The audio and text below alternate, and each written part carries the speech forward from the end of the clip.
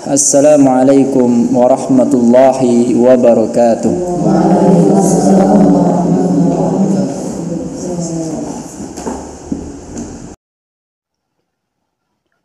Innal hamdalillah nahmaduhu wa nasta'inuhu wa nastaghfiruh wa na'udzu billahi min sururi anfusina wa min sayyiati a'malina.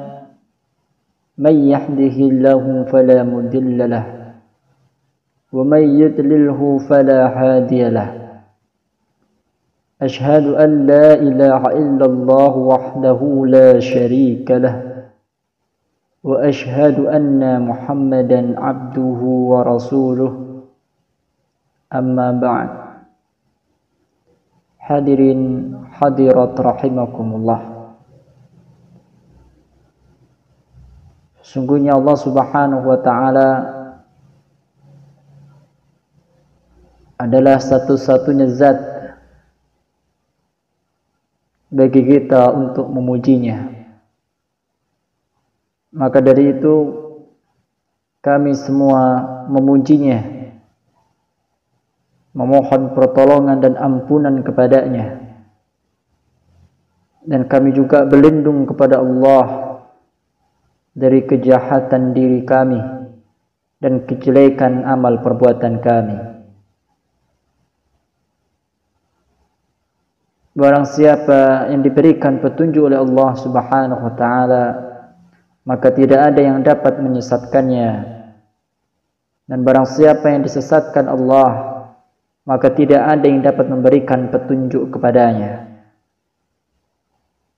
Kami semua bersaksi bahwa tiada ilah yang hak melainkan Allah. Tidak ada sekutu baginya dan tidak ada yang sekufu baginya. Dan kita juga bersaksi bahwa Muhammad adalah hamba dan utusannya. Kemudian, ma'asyiral muslimin rahimakumullah, sungguh beruntunglah seorang yang diberikan kemampuan dapat mengajak manusia untuk menerima kebenaran.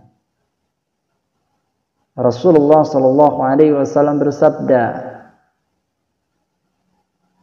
"Li ayyahdiyallahu bika rajulan wahidan khairun laka min ayyakuna laka humurun na'am." Yang artinya, sesungguhnya jika Allah memberi petunjuk kepada seseorang melalui dakwahmu, maka itu lebih baik bagimu daripada engkau memiliki onta merah. Di mana kita mengetahui bahwa onta merah pada zaman Nabi SAW adalah kendaraan yang paling mewah. Mungkin bisa saja kita ibaratkan zaman ini sebuah mobil Alphard yang mahal dan mewah. Artinya, dengan kita menjadi penyeru, mendakwahkan manusia untuk mentauhidkan Allah, serta menjadi penyebab seseorang mendapatkan hidayah lantaran dakwah kita, itu lebih baik daripada kita memiliki onta merah, daripada kita memiliki Alphard yang mewah. Karena demikian mulainya berdakwah di jalan Allah Subhanahu wa Ta'ala. Allah angkat derajatnya, Allah muliakan orangnya. Maka ucapan apakah yang paling dan lebih mulia selain dari ucapan dalam rangka menyeru manusia kepada kebenaran dan menyeru manusia untuk senantiasa menyadari hakikat kehidupannya, agar mereka dapat meniti surga yang telah dijanjikan Allah dan Rasul-Nya. Allah Subhanahu wa Ta'ala berfirman, "Wa man ahsanu qawlan mimma da'a ila Allah wa 'amila shalihan wa qala innani minal muslimin." Siapakah yang lebih baik perkataannya daripada orang yang menyeru kepada Allah, mengerjakan amal salih dan berkata, "Innani minal muslimin." Sesungguhnya aku termasuk orang-orang yang menyerahkan diri kepada Allah. Menyerahkan diri yang bermakna kita taat, berusaha meninggalkan larangan, dan beristiqomah di jalan kebenaran. Demikian Allah juga berfirman, ud'u ila sabili rabbika bil hikmah wal mau'izatil hasanah wajadilhum billati hiya ahsan inna rabbaka huwa a'lamu biman dhalla an sabilihi wa huwa a'lamu bil muhtadin. Bapak Ibu dapat melihatnya pada Al-Quran surah An-Nahl ayat 125. Demikian Allah mengatakan, ud'u ila sabili rabbika bil hikmah. Serulah manusia kepada jalan Rabbmu dengan hikmah. Wal mau'izatil hasanah, dan pelajaran yang baik. Wajadilhum billati hiya ahsan, dan bantahlah mereka dengan cara yang baik, dengan cara yang bijak. Inna rabbaka huwa a'lamu biman dhalla an sabilih. Sesungguhnya Rabbmu, dialah yang lebih mengetahui siapa yang tersesat dari jalannya, dan dialah yang lebih mengetahui bil muhtadin, siapa orang-orang yang mendapatkan petunjuk. Maka hadirin permisa rahimakumullah, dari surah An-Nahl ayat 125 itu tadi dapat kita ketahui bahwa tingkatan dalam berdakwah ada 3. Di antaranya adalah dengan hikmah. Berdakwah dengan hikmah diperuntukkan kepada orang-orang awam yang belum mengerti tentang masalah agama. Misalnya, ada seorang melihat kerabat wanita yang belum berhijab. Maka wanita tersebut didakwahi dengan hikmah, dengan menunjukkan keutamaan berjilbab, fadilah-fadilah menutup aurat, sehingga dengan demikian diharapkan wanita tersebut bersedia untuk menutup auratnya, bersedia untuk berhijab. Dan hendaknya setiap juru dakwah dimanapun mereka berada berupaya untuk hikmah, untuk bijak dalam berdakwah. Karena asal dalam dakwah adalah lutfi, yang artinya lemah lembut, kebijaksanaan. Itulah arti dakwah yang diajarkan Rasulullah sallallahu alaihi wasallam, bil hikmah. Kemudian yang kedua, hendaklah penyeru di jalan Allah mendakwahkan dengan pelajaran yang baik. Berdakwah dengan pelajaran yang mulia yang diperuntukkan kepada orang-orang yang telah mengerti tentang ilmu agama. Tetapi untuk mereka belum mampu mengamalkannya, berdakwahlah dengan pelajaran yang baik untuknya. Misal, kerabat wanita yang dulu pernah didakwahi tentang jilbab, tentang hijab, tentang menutup aurat. Setelah selang beberapa waktu ternyata ia masih juga belum berjilbab, belum menutup aurat. Maka didakwahi dengan memberikan pelajaran dan nasihat yang baik agar imannya bertambah dan ia bersedia untuk menggunakan jilbab yang syar'i, dan dia dapat mengingat bahwa bahayanya mengumbar aurat. Itu caranya. Kemudian apabila mereka membantah, maka bantahlah dengan yang baik, bantahlah dengan mulia. Nah, berdakwah dengan bantahan yang baik ini diperuntukkan kepada orang-orang yang telah mengerti tentang ilmu, tetapi ilmunya menyelisihi kebenaran. Dia pintar, dia pandai, mungkin dia profesor, atau dia doktor, atau yang lain-lain. Tapi dia menyelisihi, ilmunya menyelisihi kebenaran. Maka berdakwahlah dengannya dengan bantahan yang baik. Misal, kerabat wanita ini yang dulu pernah didakwahi dengan memberi nasihat yang baik berkenaan tentang pentingnya berhijab.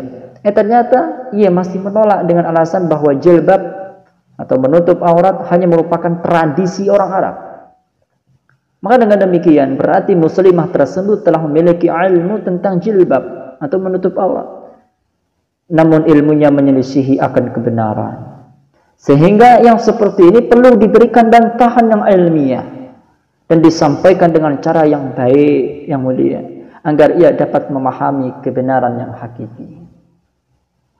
Maka permisa rahimakumullah dimanapun Anda berada, Syekh Muhammad bin Shalih Al-Utsaimin rahimahullah ta'ala menjelaskan bahwa seorang yang akan berdakwah haruslah memiliki 3 bekal. Dan 3 bekal itu adalah, yang pertama, mengetahui hukum-hukum syar'i. Aliman bil hukmi syar'i. Dia faham, memahami hukum-hukum syariat. Sebelum seorang berdakwah, mengajak orang lain, maka seorang juru dakwah haruslah berilmu terlebih dahulu. Karena ilmu merupakan bekal bagi seorang juru dakwah dalam membimbing umat dan memutuskan permasalahan yang terjadi di antara mereka. Karena bahaya jika seorang juru dakwah tidak mengetahui hukum syar'i, tidak berbekal akan ilmu dan hukum-hukum yang benar, maka ia akan banyak terjerumus kepada kesalahan. Ketika mereka menghukumi, ketika mereka memvonis, ketika mereka berfatwa. Jangan sampai kita menjadi penyeru yang berfatwa bighairi ilmin, tanpa ilmu. Karena itu mengerikan bagi pelakunya, membahayakan akan dirinya di yaumil qiyamah. Maka wajib bagi para penyeru untuk berbekal hukum-hukum syar'i dan ilmu-ilmu yang hakiki. Kemudian bekal yang kedua yang harus dimiliki penyeru dakwah adalah mengetahui cara berdakwah. Wa fi kaifiyatid dakwah. Dia tahu medannya, dia tahu lapangannya, dia tahu etika untuk berdakwah. Maka seorang juru dakwah haruslah mengetahui strategis, metode dan target dalam dakwahnya. Juru dakwah juga harus mengetahui skala prioritas dalam berdakwah. Ia harus mendahulukan perkara yang terpenting untuk yang disampaikan. Tidak bertele-tele atau tidak membuang-buang waktu. Sehingga dengan demikian dakwah yang diembannya akan berjalan secara sistematis dan terarah. Ini kita harus pelajari. Dan para penyuruh dakwah harus memahami tentang kaifiyatid dakwah. Kayak mana cara berdakwah. Jadi penting ini bekalnya. Jadi dia tahu ilmu, tahu hukum-hukum syar'i, dia juga harus mengetahui cara metode berdakwah. Karena itulah yang diajarkan oleh Rasulullah sallallahu alaihi wasallam. Rasulullah memahami metode yang strategis, mana yang dikatakan ya prioritas untuk dakwah dan mana targetnya. Kemudian ikhwatal iman, pemirsa rahimakumullah, bekal yang ketiga adalah mengetahui kondisi orang yang didakwahi oleh kita.